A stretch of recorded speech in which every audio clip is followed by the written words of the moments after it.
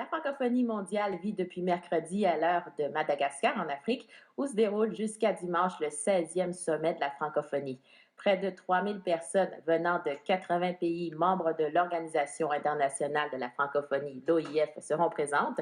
C'est la première participation du premier ministre Justin Trudeau au sommet de la francophonie et aussi le premier sommet de Michaël Jean en tant que secrétaire général de l'OIF.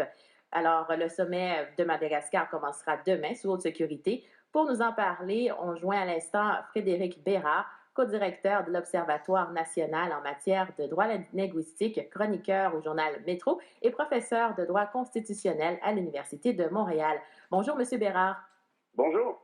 D'abord, quel bilan faites-vous des 2 premiers jours de ce pré-sommet? En fait, c'est assez préliminaire pour tout de suite. Là. Je pense que les gens se rencontrent plus qu'autre chose. On a pu voir qu'il y a eu des problèmes techniques sérieux hier. Donc c'est assez mal parti d'un point de vue logistique. Pour le reste, non, c'est ça. Je pense que le meilleur est à venir. Là, ça, c'est clair. Quels sujets vont être abordés? En fait, on a évidemment la francophonie, donc toutes les questions de nature linguistique, ça va de soi. Mais aussi, l'éventail de sujets va s'élargir un peu. On va parler notamment de liberté civile et particulièrement, et ça c'est intéressant, de droits des femmes et droits des enfants. Par exemple, la question des mariages précoces et la question des mariages forcés. Évidemment, ce sont des sujets qui sont ultra délicats, mais de ce que j'ai compris, le Canada va lui-même soulever ces enjeux qui devraient évidemment susciter certaines réactions. Monsieur Bérard, c'est le moment pour l'ancienne gouverneure générale, Michaël Jean, de faire le point sur les actions en cours. C'est aussi le moment des grandes déclarations. Est-ce qu'il y a des avancées dans certains domaines? En fait, c'est ça. C'est encore un peu tôt. Mais on sait que, au Canada, avec la question des LGBT, des transgenres, il y a il y a eu quelques mesures d'importance qui ont été prises par le gouvernement Trudeau au cours de l'année 2016. Donc, c'est certain que ces mesures-là vont se refléter, je crois, dans les positions du Canada à ce niveau-là. Et c'est quand même assez, je pense, intéressant de constater que si c'est le cas, le Canada va nécessairement prendre un rôle de leader sur ces questions-là. Ce ne sont pas toutes les sociétés à travers le monde qui sont autant avancées que nous. Et d'aller en discuter dans un forum international, évidemment, fait en sorte que le Canada joue justement, assume en fait une certaine forme de leadership. Et je suis curieux de voir qu'est-ce que ça peut donner sur les autres pays participants. Donc, selon vous, la présence du Canada, donc ça pourrait influencer les autres pays dans, par exemple, des enjeux de droits démocratiques, etc.? Les pays moi, je pense que oui, parce que faut pas oublier une chose, hein, le Canada est un pays qui est influent à l'échelle internationale, qui habituellement est très aimé. On a eu notre période sombre avec le gouvernement Harper, disons-le, qui aimait autant aller chez le dentiste que participer à des forums de ce genre-là. Par contre, avec Justin Trudeau, là, on assiste à l'inverse. Hein?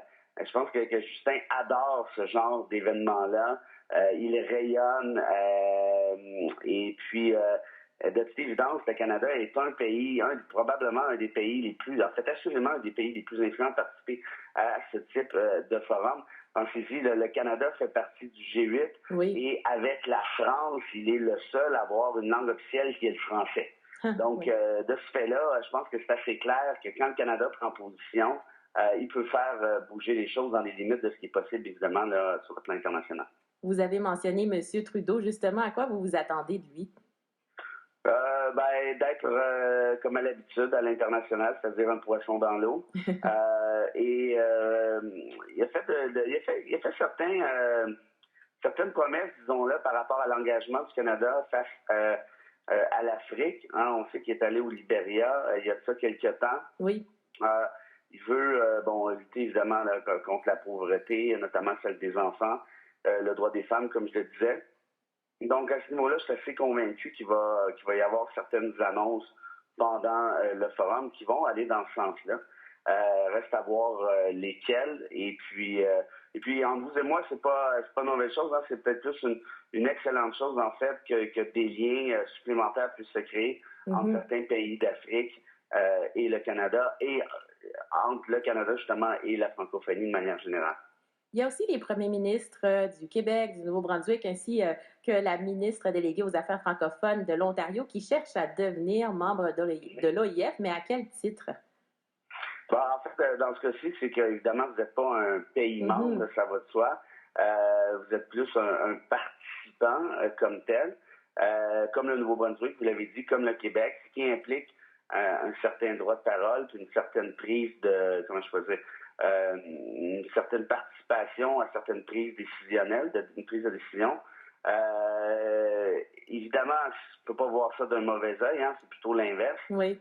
C'est l'Ontario qui insiste d'ailleurs pour pouvoir participer. La ministre Lalonde donnera un discours aujourd'hui.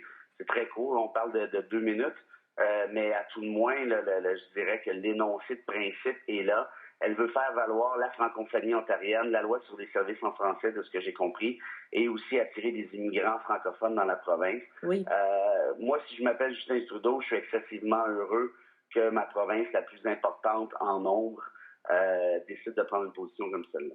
Très intéressant. Donc, c'est un sommet à suivre. Ça débute demain, c'est ça? Donc, on est encore dans la phase pré-sommet. Oui, exact. D'accord. Merci beaucoup pour cette entrevue ce matin, M. Bérard. Merci à vous. Bonne journée.